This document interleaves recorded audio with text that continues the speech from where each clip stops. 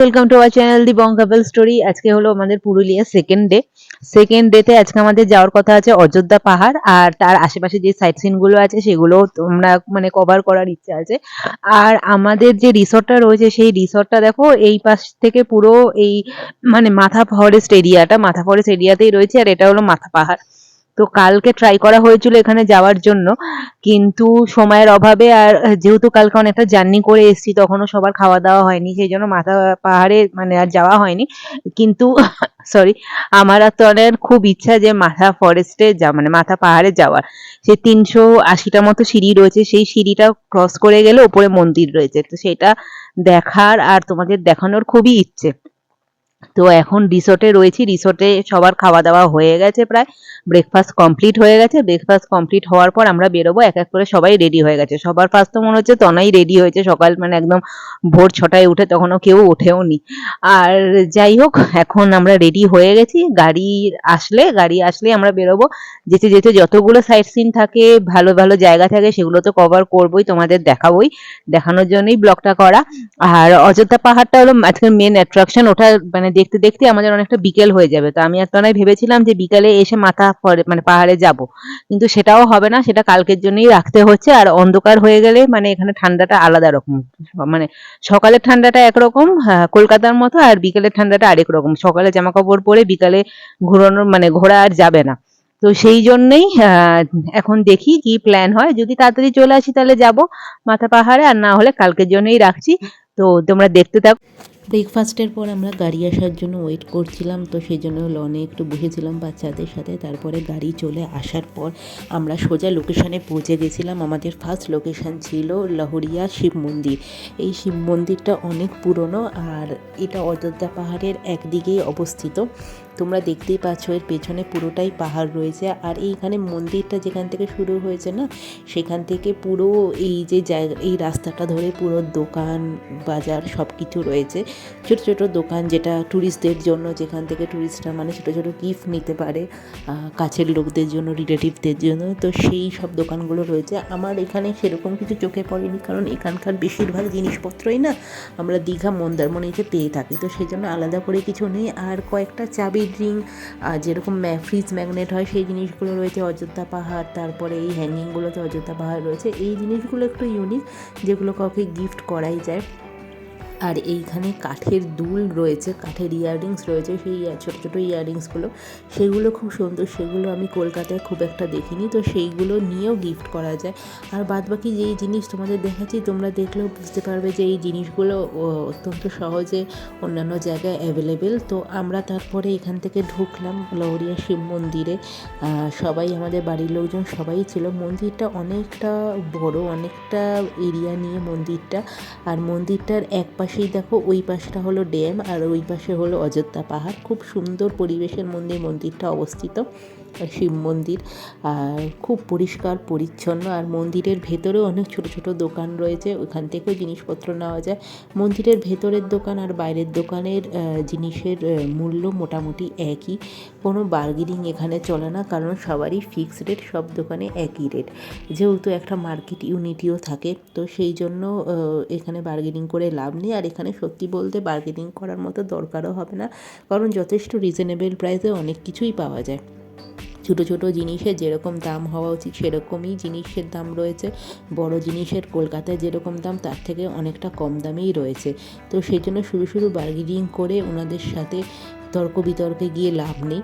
তো ওনারাও একটা ব্যবসার কাজে নিযুক্ত, আপনারাও ট্যুরিস্টের হিসাবে গেছেন, তো সেই জন্য যতটা কম বার্গেনিং করা যায় সেই হিসাবে জিনিসপত্র কিনবেন। 10 টাকা থেকে শুরু করে এখানে 100 টাকা, 1000 টাকা অবধিও আপনি ভালো ভালো জিনিস পেয়ে যাবেন। আর এইখানে যে গাছটা দেখছো, এই গাছটা হলো, এই গাছটা মানত করার জন্য এখানে সবাই নারকেল ঝুলিয়ে রয়ে গেছে একটা, মানে তোমার ওড়নিতে পেঁচিয়ে। তো এটা মানত হিসাবে এখানে সব নারকেলগুলো রাখা রয়েছে, যা শুনে যেটা বুঝলাম। আর তারপরে মন্দির থেকে পেরিয়ে, মন্দির থেকে একটু সিঁড়ি রয়েছে, সেই সিঁড়ি দিয়ে উঁচুতে গিয়ে এই যে ড্যামটা রয়েছে, আর ড্যামের এই একপাশে একটা ঝিল রয়েছে। আর এই পেছনটা এই যে পাহাড়টা দেখছো এইটাই অযোধ্যা পাহাড়। একটু পরে আবার মানে মন্দির থেকে যখনই বেরোবো, মন্দির থেকে বেরিয়ে গাড়ি করে এই পাহাড়টার উপরে অবধি উঠতে হবে। আর এই দেখো এখানে কিন্তু আমাদের বাড়ির লোকজন, দিদি, জামাইবাবু, কাকু কাকিমা, বাবা আর আমার দাদার ছেলে, দিদির ছেলেরা, তনয়, সবাই একসাথে এখানেই চলে গেছে এখানেই ফটোশ্যুট করার জন্য।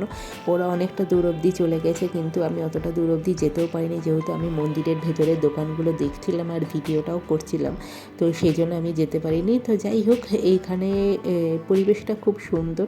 পুরুলিয়া কিন্তু এই যেই সময় আমরা গেছি সেই সময়টা খুবই গরম ছিল, তো সেই জন্য যখনই একটু মানে কনজেস্টেড এরিয়া ছেড়ে খোলামেলা জায়গা পেয়েছি না, তো সেই সময় আমাদের মানে মনটা ভালো হয়ে যাচ্ছিলো আর কি। মানে একটু হাওয়া বাতাসও তখন শীতকালের মতো লাগছিল না, খুবই ভালো লাগছিলো, সুদিং লাগছিলো পুরো ওই সময় ওয়েদারটা।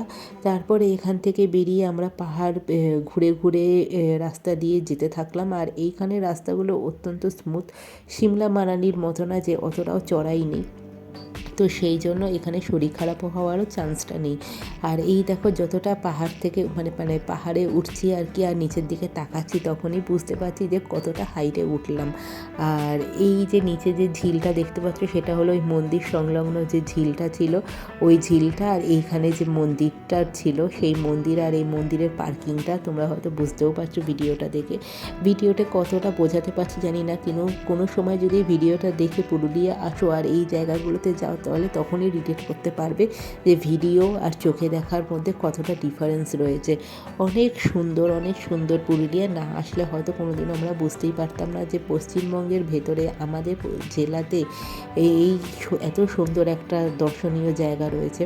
আমরা খরচা করে করে বাইরে যাই, আমাদের ভারতবর্ষের মধ্যেই অনেক সুন্দর সুন্দর টুরিস্ট স্পট রয়েছে। তো যাই হোক, এখান থেকে আমরা উঁচুতে আরও উঠছিলাম। এখান থেকে উঁচুতে ওঠার পরেই মনে হলো যে এই স্পটটা দেখে যে এই স্পটটাতে একটু দাঁড়াই, এইখানে দাঁড়িয়ে কয়েকটা ফটোশ্যুট করতেই হবে, কারণ চলমান অবস্থায় তো আর ফটোশ্যুট করা যায় না।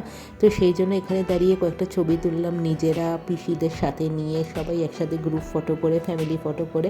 তারপরে আবার বেশিক্ষণ সময় নষ্ট না করে আবার চলে গিয়েছিলাম মানে উপরের উদ্দেশ্যে, যতটা উপরে আমাদের ডেস্টিনেশন রয়েছে সেই ডেস্টিনেশনের দিকেই আমরা এগোচ্ছিলাম। আর এখানে যেতে যেতে কিন্তু এই ফুল গাছগুলো তোমাদের খুব চোখে পড়বে। এটা জংলি ফুল গাছ, কিন্তু ফুলগুলো কিন্তু অসাধারণ সুন্দর। আর দেখো এখানে আস্তে আস্তে আমরা কিন্তু এই লোকেশনের দিকে পৌঁছে গেছি। এই ড্যামটা হলো অযোধ্যার রিজার্ভ এরিয়ার অনেক বড় ড্যাম। এই ড্যামটার আন্ডারগ্রাউন্ডে কিন্তু জল মিশ্রিত হয়ে সেই জলটা পুরো জেলাতে সাপ্লাই হয়। খুব সুন্দর। আর এখানে পরিবেশটা খুব সুন্দর ছিল, খুব সুন্দর হাওয়াও দিচ্ছিল। আমরা পুরো সবাই গাড়ি নিয়ে, আমাদের 3টে গাড়ি ছিল, 3টে গাড়ি দাঁড় করিয়ে আমরা গ্রুপ ফটো তুলেছি, সব কিছু করেছি। আর এখান থেকে যেতে কিন্তু আমাদের মনই চাইছিলাম, ভাবছিলাম এখানেই থেকে যাই। তারপরে এখান থেকে এগিয়ে গিয়ে আমাদের নেক্সট ডেস্টিনেশন ছিল সীতাকুণ্ড হট স্প্রিং। গাড়িত গ্রামে এই সীতাকুণ্ডটা অবস্থিত। আমি গ্রামটার নাম হয়তো সঠিকই বলেছি, তোমরা একবার গুগল ম্যাপসে গিয়ে চেক করতে পারো। এই হট স্প্রিংটা রয়েছে এই গ্রামটার ভেতরে। সীতাকুণ্ড নামেই বুঝতেই পারছো যে একটা পবিত্র স্থান, একটা মাইথোলজিক্যাল রিলেশন রয়েছে এই জায়গাটার সাথে। তা আমরা ফার্স্টে গিয়ে ভেবেছিলাম যে অতটা নিচে নিয়ে দেখবো না, কিন্তু তারপরে মনে হলো যে না, এসেছি যখন একবারই নিচে গিয়েই দেখি। খুব পবিত্র একটা জায়গা। আর এখানে জলের বোতলও খালি বিক্রি হয়, কেউ যদি জল নিয়ে যেতে চায় বাড়ির জন্য সেও নিয়ে যেতে পারবে। এখানে সব রকম ব্যবস্থা রয়েছে। বা তোমরা, আমি এখন ভিডিওতে যখন বলেও দিলাম, তো তোমরা আসার আগে খালি কোনো পাত্র নিয়েও আসতে পারো জল ভরে নিয়ে যাওয়ার জন্য। এই যে সীতাকুণ্ডটা রয়েছে, এই হট স্প্রিংটা বুঝতেই পারছো, তোমাদের দেখাচ্ছি। এইখানে এই জলটার কথাই বলছি। আর এই পাশেই অনেক বাচ্চারা বসে থাকে খালি বোতল নিয়ে, তোমরা এখান থেকে জল নিয়ে যেতে পারো বাড়িতে তার জন্য। আর তারপরে আমাদের লোকেশান ছিল ময়ূর পাহাড়। আর হ্যাঁ, একটা কথা বলে দিই, ময়ূর পাহাড় আর সীতাকুণ্ডর মাঝখানে এই গ্যাপটার ভেতরে কিন্তু আমাদের লাঞ্চটাও কমপ্লিট হয়ে গেছে। ওখানটা রাম মন্দিরও ছিল, সেটা আমাদের আর যাওয়া হয়নি। আর এই ময়ূর পাহাড় আর কালকে যে গিয়েছিলাম খয়রাবেড়া ড্যামটা, এর পেছনে দুজনটা কিন্তু কানেক্টেড। ওই ওয়াচ টাওয়ার থেকে এই লোকেশানটাও দেখা যায়, কিন্তু আজকে যেহেতু যাব বলে এই জায়গাটা, সেই জন্য কালকে আর ওখান থেকে যাইনি। এরপর আমাদের নেক্সট লোকেশান ছিল হলো মার্বেল লেক। মার্বেল লেকটা মানে অত্যন্ত সুন্দর একটা জায়গা। আমি এখন ওই ওপর থেকে লেকের পুরো ভিডিওটা করছি, কিন্তু একদম নিচে যে দেখতে পাচ্ছ ওই নিচে কিন্তু তনয় আর আমার দিদি আর দাদার ছেলেরা পৌঁছে গেছে অলরেডি। ওদের ভিডিও করা হয়েও গেছে, ফটো তোলা হয়েও গেছে। তারপরে আমি আর পুচকি ঠিক করলাম যে আমরা দুইজন যাব, কাকিমা আর যায়নি, তো সেই জন্য আমরা যাব বলে ঠিক করলাম। আর এইখানে রাস্তাটা অতটা খারাপ না, এখানে হেঁটে হেঁটেই নামতে হয় আস্তে আস্তে। আর এই যে পুরো যে পাহাড়টা দেখছো, পুরো যে নিচে পাথরগুলো দেখছো, আমি শর্টসও বলেছিলাম, এখনও বলছি, এই পাথরগুলো কিন্তু পুরোটাই মার্বেল পাথর। একটু পা দিয়ে ঘষলেই বোঝা যাবে যে সাদা সাদা মার্বেল বেরিয়ে আসছে, আর হাত দিয়ে ঘষলে তো বোঝাই যাবে যে এটা গ্র্যানাইট, কোনটা সাদা মার্বেল, সব বোঝা যাবে। এই পুরো পাহাড়টাই কিন্তু মার্বেলের। তো তোমরা যদি পুরুলিয়া কোনো সময় আসো, এক্সপিরিয়েন্স তো তোমরা নিজেরা করেই নিতে পারবে। তারপরে ওখান থেকে আমরা উঠে গিয়েছিলাম, আর এখান থেকে যাওয়ার পর গাড়িতে আমাদের নেক্সট লোকেশান ছিল বামনি ফলস। এখন এটা বলতে হয়তো হাসি পাচ্ছে, আর আমরা যখন পৌঁছেও ছিলাম তখনও ভেবেছিলাম এই ফলসটা দেখার জন্য আমরা খুব এক্সাইটেড ছিলাম। আর আমরা ভেবেছিলাম যেইভাবে আমরা যাচ্ছি এইভাবেই 750 সিঁড়ি হয়তো রয়েছে, আমরা খুব ইজিলি পৌঁছে যেতে পারবো। তনয়ের কিন্তু অনেক আগেই পৌঁছে গিয়েছিল, তাও আমাকে যাওয়ার আর নামার জন্য অনেকটা হেল্প করেছে। এই যে জলটা দেখছো এটাই ফলস, একদম নিচে যাচ্ছে।